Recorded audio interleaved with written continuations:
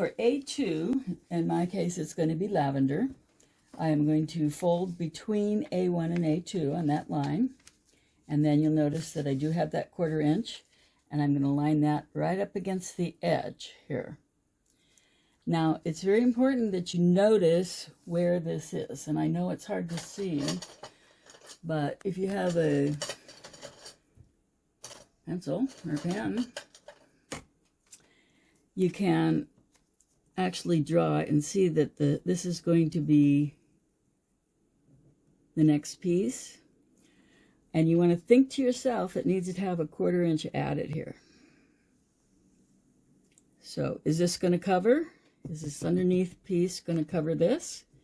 In this case, it does, yes. So we're good to go. We know before we sew that this piece underneath, when it's folded out, it's going to cover this one. And that's the important thing. Otherwise, you get frustrated because it doesn't work. It doesn't cover.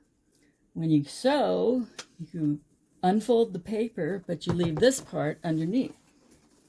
So now I'm going to sew directly on the line, as close as I can, directly on the line between A1 and A2.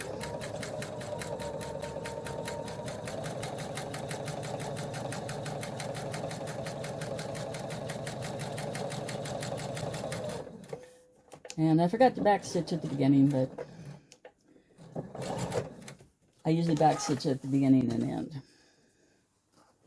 Okay. So now,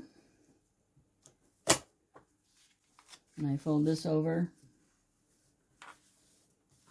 make sure that it covers A2, and it does. And then I'm going to iron it. When you iron it, the other important part is do not get an extra fabric in the fold, because if you do, the pattern won't come out correctly. So here I'm going to iron it first. And I actually do kind of iron, kind of make sure there's no extra fabric in that fold. And then